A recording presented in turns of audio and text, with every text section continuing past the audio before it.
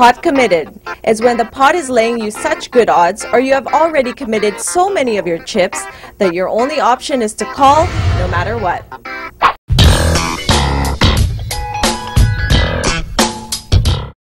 Steve Sung. Known by many in the poker world for his success playing online poker under the moniker Muggalicious, Sung has proved that his skills translate to the world of live games and tournaments.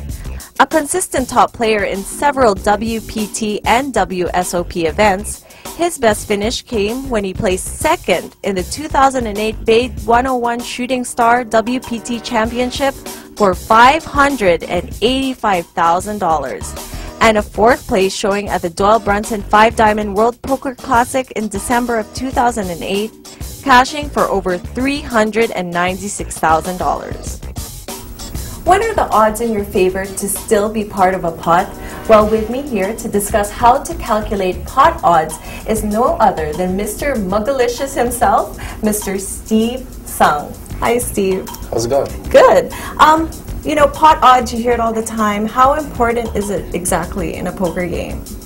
Well, pot odds is probably the half of poker itself, and you know, it's either the pot odds or the feel of poker, and I think you gotta incorporate both into the game, but yeah, pot odds is pretty important. So like me, I'm not very good at, you know, doing all these calculations in my head and stuff like that. So like, am I ever gonna become a professional poker player if I can't calculate the odds?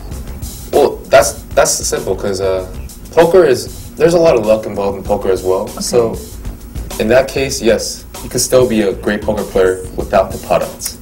There's hope for me still. So when you, for example, when you're in a big game and you're looking at to make a call, what are the things that go through your head? Well, for instance, say that there's around $100 in the pot, and it's $20 for you to call. So you're getting 5 to 1. Okay. And say that the player that you're against is an aggressive player that bluffs about 50% of the time, which means that you have to get at least 2 to 1 to call that. So since you're getting 5 to 1, so you're getting better odds to call. So is there a calculation, like for example, how to get your percentages before the flop? So if I have pair twos, how do I calculate simply, like really quickly in my head, what are the chances of me hitting that set would be? So say that someone raised $10 and there's a call. For you to flop a set is 8 to 1, which means you need at least, you should have at least $80 in the pot for you to call that. $80 in the pot for me to call. So 10 times 8, because you're calling $10, and 10 times 8 is $80. Okay.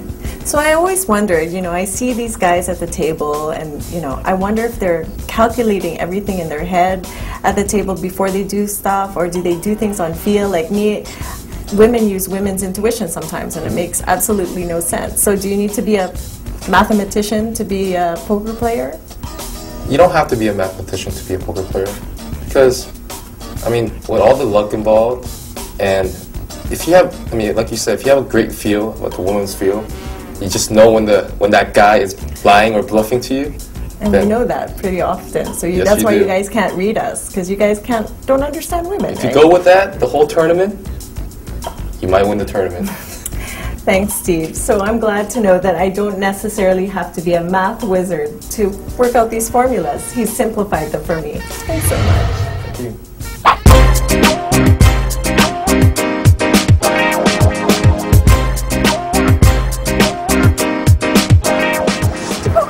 Really have to stay in shape? Well, let's just say it's easy to let oneself go once you've submitted yourself to the poker lifestyle. Whether it be those long hours of being at the table, poor diet, stress, lack of exercise, or even sleep, let's just say that could turn anybody into a mess, whether it's just a normal person or a poker player. As they say, you are what you eat. So here are some guidelines from the pros themselves for a proper poker diet to get you ready for a big tournament. Make sure you eat a lot of protein like soft-boiled eggs, lean meat, and steamed and grilled fish. Lots of green leafy vegetables and fruits such as berries for antioxidants to neutralize free radicals, apples, And of course, bananas. Snack on low-sugar food like granola bars and unsalted peanuts if you get hungry on the poker table. And don't forget to drink water. Lots of it. Consider avoiding the following. Coffee, because it will make you crash unless you absolutely need it to stay awake. Junk food, because it will make you sluggish. Foods that are high in sugar, such as chocolate bars, other candies, and soda. And alcohol. Unless you've already won the tournament. If you follow these guidelines, you'll not only give yourself an edge on that poker table, but you'll keep your body in fighting form.